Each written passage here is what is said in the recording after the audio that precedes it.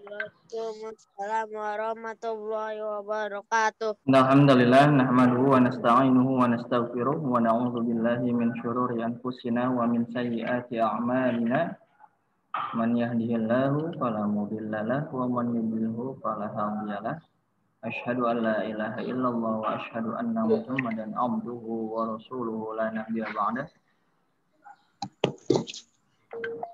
Allahumma shalli wa sallim ala nabiyyina Muhammadin wa ala alihi wa ashabihi wa man tabi'ahum bi ihsanin ila yaumiddin. Ya, alhamdulillah pada pagi hari ini kita bisa bertemu kembali ya. Shalawat serta salam kita haturkan pada Nabi kita Muhammad sallallahu alaihi wasallam alladzi qad hamalana minadz zulumati ilan nur wa qadzalika ila abid. Ya, kita lanjutkan pelajaran kita di tema 4, subtema 1, di pembelajaran 6. Kalau di buku itu di halaman 113. Di buku halaman 113. Nah, udah kapan itu, Pak?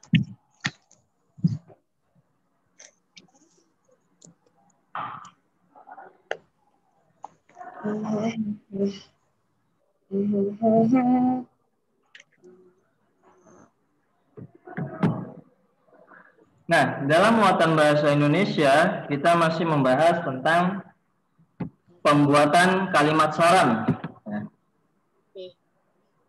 Menyusun kalimat saran berdasarkan hasil pengamatan. Pengamatan apa yang diamati ya? Suatu pekerjaan untuk mengamati sesuatu. Sudah dibuka halaman 113. Kalimat saran ditulis untuk memberikan pendapat untuk menyelesaikan masalah. Nah, dalam menulis kalimat saran, gunakan kata-kata baku dan ejaan yang sesuai dengan pedoman umum ejaan bahasa Indonesia.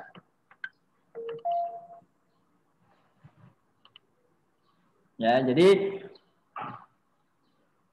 saran seperti yang kita bahas sebelumnya itu dibuat untuk menyelesaikan suatu masalah ya, menyelesaikan sebuah masalah. Jadi ketika ada masalah maka kita harus memberikan saran agar masalah tersebut terselesaikan. Nah, kemarin kita sudah belajar dalam membuat kalimat saran atau memberikan saran itu harus dengan kata-kata yang sopan ya, harus menggunakan kata-kata yang sopan. Harus sesuai dengan ejaan supaya apa?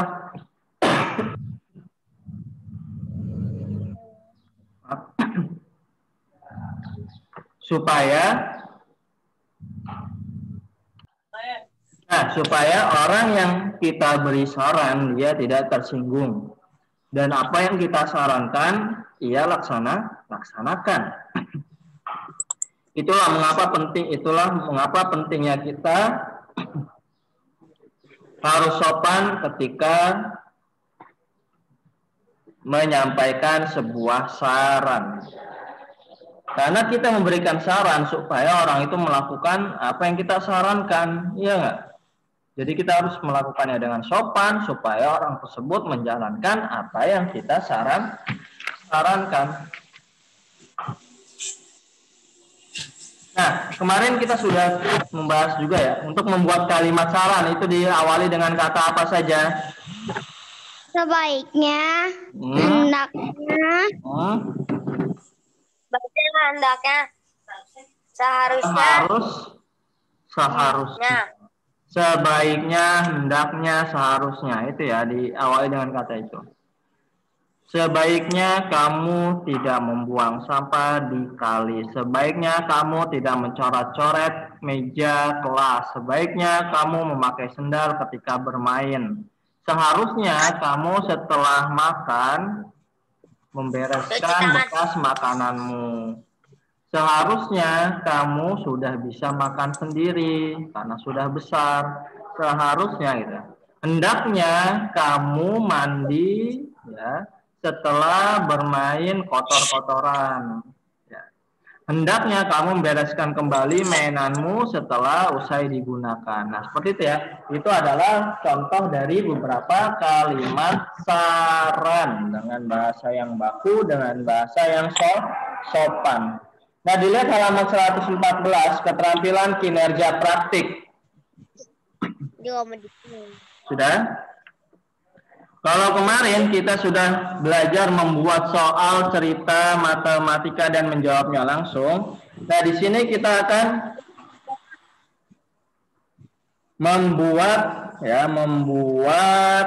mencari permasalahan yang ada di sekitar rumah, di sekitar rumah atau di lingkungan rumah ya, atau di masyarakat. Kalian cari misalnya itu di contoh, nama di situ adalah nama kalian. Misalnya Fahri. Permasalahan. Jalanan di depan rumah tergenang air. Itu permasalahannya ya. Lalu di sebelahnya ada kalimat penyelesaiannya. Bagaimana kalimat penyelesaiannya? Atau kita kasih saran ya. Sebaiknya air tersebut dikeluarkan dari jalanan tersebut agar tidak tergenang dan menimbulkan jentik nyamuk. Atau sebaiknya lubang jalanan tersebut ditutup dengan semen atau ditambal. Seperti itu ya.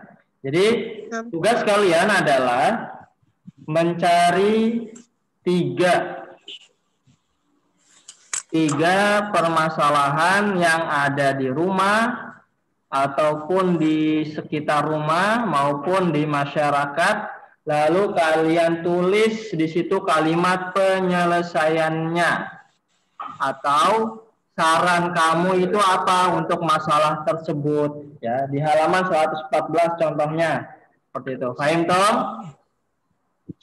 Paham insyaallah. Tulisnya di buku pena, Pak. Kenapa? Nulisnya di buku tulis ya, kerjakan di buku tulis supaya muat. Kalau di buku pena nanti berantakan, tidak rapih ya. Nah, coba sekarang dilihat halaman 115 muatan PPKN.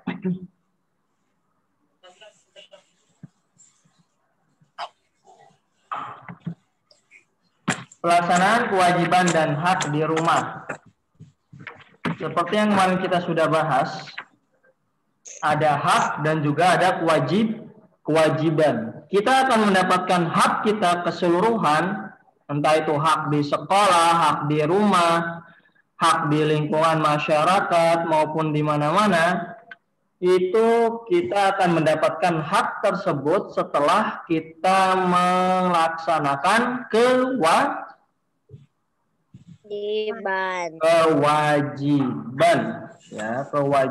Misalnya di lingkungan masyarakat atau di jalan atau di tempat kalian lewati ya, kewajiban kalian adalah menjaga kebersihan lingkungan tersebut, yaitu dengan membuang sampah pada tempatnya. Maka hak yang akan kalian dapatkan adalah kalian akan mendapatkan hak hidup bersih, akan mendapatkan udara yang bersih tanpa bau sampah. Kalian akan mendapatkan hak hidup dengan nyaman. Karena dengan membuang sampah pada tempatnya bisa juga mengurangi banjir. Kalau banjir tidak ada, ya maka kita insya Allah akan hidupnya nyaman. Itu. Sebelum kita mendapatkan hak, maka kita harus melaksanakan kewajiban. Hak kita di rumah dan kasih sayang oleh orang tua. Maka kewajiban kita yang harus kita lakukan adalah berbakti, berlaku sopan, ya, tidak durhaka kepada orang tua.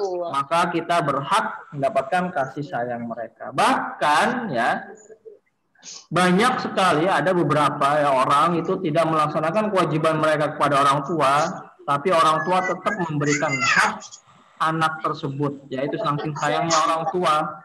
Tapi jangan sampai seperti itu. Kita tetap melaksanakan kewajiban kita kepada orang tua, dan orang tua akan memberikan hak kita kepada kita. Seperti itu. Paham toh? Paham, nak. Insyaallah.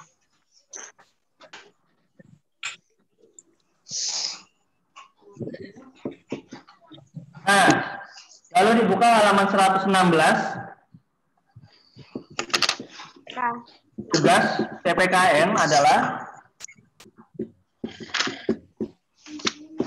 di situ ada daftar kewajiban dan daftar hak. Pelaksanaan kewajiban dan hak di rumah. Tulis di buku tulis, ya. 4 kewajiban yang ada di rumah. Daftar kewajiban pertama misalnya belajar di rumah. Terus membantu orang tua. Membantu orang tuanya berupa apa misalnya? Ya.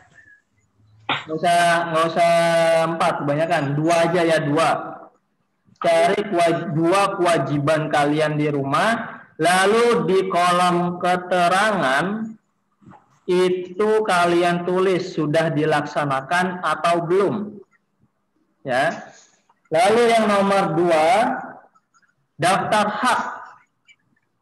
Hak kalian di rumah itu apa? Misalnya hak hidup nyaman, hak memakai pakaian yang bersih, hak memiliki, ya, dan lain sebagainya ya. Keterangannya ditulis sudah mendapatkannya atau belum. Ya, paham toh? Paham, nak. Ya, jadi kewajiban ditulis 2, ada apa saja. Daftar hak kalian di rumah ditulis 2, sudah dilaksanakan atau belum, tulis 2. Itu tugas PPKN di halaman 116 ya. Terus tugas bahasa Indonesia tadi sudah di halaman 114, menulis 5 permasalahan dan kalimat penyelesaiannya atau kalimat sarannya. Paham toh? Paham, insyaallah. Ada yang mau ditanyakan? Tidak. Tidak ada ya. Kalau sudah tidak ada yang ditanyakan, kita akhiri ya. Semoga apa yang kita pelajari bermanfaat dan semoga Allah memudahkan kita untuk selalu menuntut ilmu, terutama ilmu syar'i, dan mempermudah kita untuk menjalaninya. Naftatim bilhamdalah. Alhamdulillah rabbil alamin. Wa kafaratul majlis. Subhanaka Allahumma wa bihamdika asyhadu an la ilaha illa anta astaghfiruka wa atubu ilaik. Wassalamualaikum warahmatullahi wabarakatuh. Waalaikumsalam warahmatullahi wabarakatuh. Susah.